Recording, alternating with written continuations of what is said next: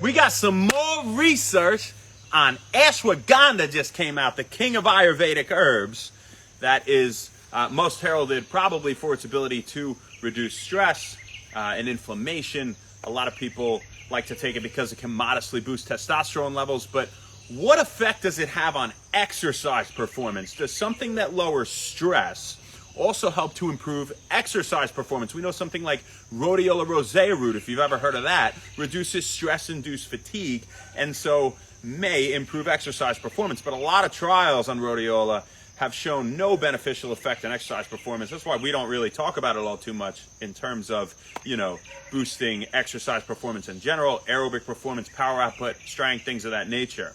But what do we got for ashwagandha? Well, a recent trial showed that it could improve certain parameters of fitness, physical fitness. And what are those? And what does the research say to date regarding ashwagandha's effects on physical fitness? One, it definitely seems like it improves VO2 max. And that is the amount of oxygen, the maximum amount of oxygen that you can utilize at one time. Okay, so definitely improves that. And that's probably the best marker of cardiovascular or aerobic fitness that they measure in these trials, seeing if something improves cardiovascular fitness. So definitely on the VO2 max, we could say pretty reliably across trials, replicated many times.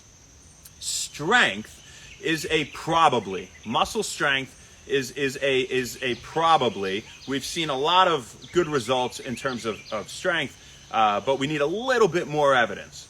When it comes to muscle size, that's a hard maybe. In terms of muscle size, some trials have shown improvement. There's a lot of trials out there on ashwagandha. Some have shown increases in muscle size or hypertrophy with the growth of muscle, and some, haven't. And there were confounding factors or things that may make the results, less likely to be interpreted properly, we could say in simple, in many trials, right? So we give muscle size a hard maybe. Power output is a no. There's really no strong evidence that ashwagandha improves power output or boosts power output, right? With creatine is one of the best things for boosting power output. So what is the difference between strength and power output is a question that a lot of you might have, I'm sure. So strength is your ability to overcome resistance. Power output is your ability to overcome resistance in a short period of time. So let's give an example. If I were to walk, from here to here with holding some weight, we'll say, I had the strength to do that carrying that weight, right? But if I were to go from here to here really quick with that weight, that's taking into account power output. That's how quickly I could do it with that same load, that same resistance, right? So it takes into account explosiveness, does power output. And ashwagandha doesn't seem to improve the explosiveness necessarily, but it improves strength. Probably, right? Most likely at least, according to the research. So a recent trial had 73 healthy active adults take 300 milligrams of ashwagandha 2 times per day. So that's a total of 600 milligrams of ashwagandha per day over the course of 8 weeks. And they measured their VO2 max, they measured their power output, and they measured increases in muscle size. All right, and it found a statistically significant increase in VO2 max. Like we said, it very likely does ashwagandha. It found a small increase in muscle size, and I believe it was chest circumference and arm circumference. They did the same resistance training program, all the different groups, and they controlled for diet and stuff like that. Pretty decent study, and there was no improvement in power output. So again, we see no improvement in the explosiveness aspect of exercise with ashwagandha. All right, and again, there's that maybe with the muscle size, right? And we see that evidenced here again with a small increase in muscle size. And what's another thing you have to take into account muscle size? Well, it's not the circumference doesn't necessarily mean the size of the muscle, right? It could be water, it could be other things that that are also increasing that size. So you'd have to more accurately measure the free fat mass and the lean muscle mass specifically, and know, you know, what percentage of that was muscle gain, what percentage was, you know, whatever, and this and that. So what are some possible mechanisms by which ashwagandha could increase VO2 max? Because that seems like the best thing it does in regards to exercise. And what are some other things that ashwagandha is good for in general, aside from exercise, at least, you know, according to the research to date? Well, when it comes to VO2 max, which again is the maximum amount of oxygen that you can utilize at once, at a time, right? Well, it could be the fact that it's improving hormone levels like testosterone. It could be the fact, which it does modestly by 15%, at least it has been shown to in many trials. You know, some have failed, but it may do that very well. Hemoglobin levels, right? So if we're increasing hemoglobin, well, then we have a greater capacity to bind oxygen in our red blood cells, and we have more oxygen in our circulation, right? And so, you know, that seems like it might help VO2 max. And its ability to lower cortisol levels and reduce stress may also be one way that it could, you know, potentially increase VO2 max. I should say a potential mechanism that it can increase VO2 max by, because it does increase VO2 max, right? At least very, very, very likely, according to the research. And so what else is ashwagandha good for, at least to date? Well, in terms of, and what kind of dose do you need to have these effects, right? And we did a video on this at When Wellness a little while ago. You could check it out, but if you don't want to, here's the info for you right now, baby. Don't even have to go back. So have too much fun out here. So low doses will improve sleep quality, okay? And they'll lower cortisol levels. So that's not dose dependent, again, meaning you don't need more of it to do those things. So sleep and cortisol levels, even a low dose, should suffice, okay?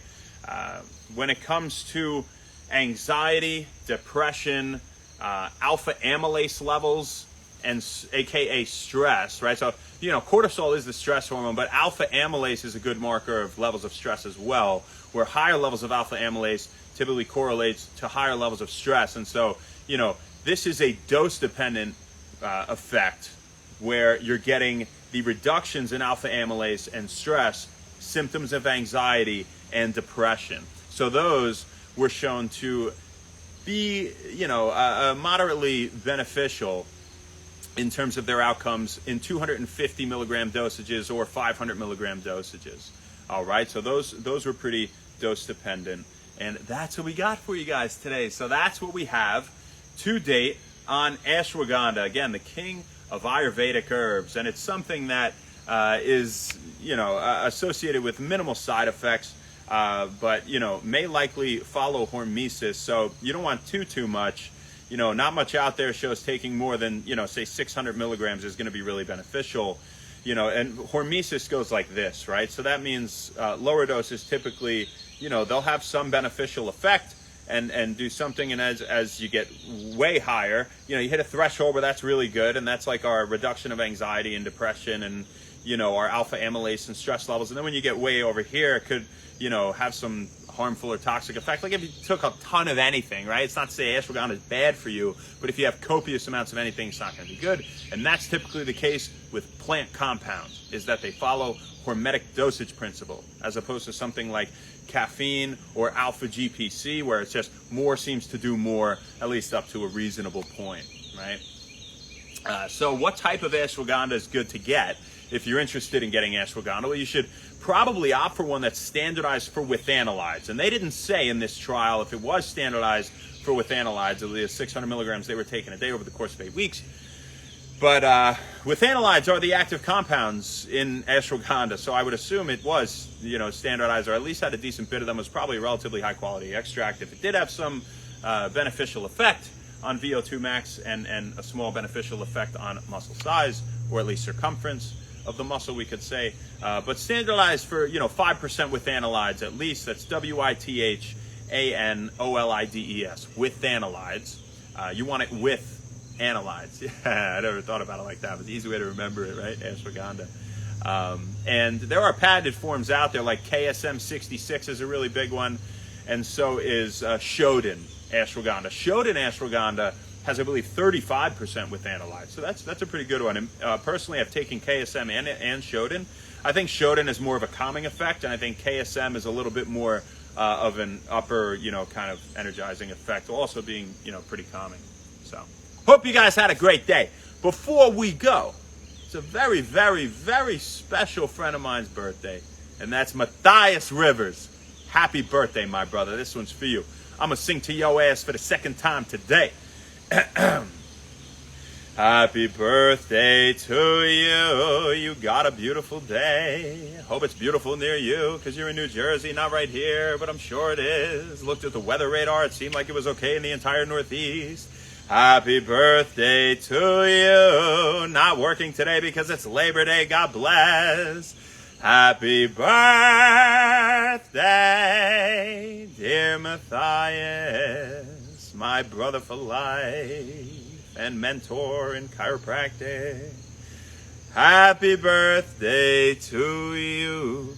So many more, brother. Enjoy it. Have an amazing, amazing day. This is forever your day in the book of When Wellness. Sean, what's up? Alejandro, Bricker, Todd, Ma, love you. Ashwagandha's great. Jay Macias, what's up? Deli Jammin', Joey Sabia, Master Dave, what's up? Peace some knees. How you doing, Kill? I was there early today. Ash, pretty girl, how you doing? Happy Labor Day. The H Sister Real Estate, you better be feeling better by now, Ashley. SBU Bowling. What up, SBU? Represent up in here getting the wave. Frank, what's up, dude? And JJ. Realtor Johnny, thanks for coming on. As for now. So we got for you, folks. We'll see you tomorrow, baby. Not sure where, not sure when, but we'll see you then. Have an amazing rest of your day. Thank you very much. Happy Labor Day. Happy birthday, Mathias. Happy When Wellness. We'll see you.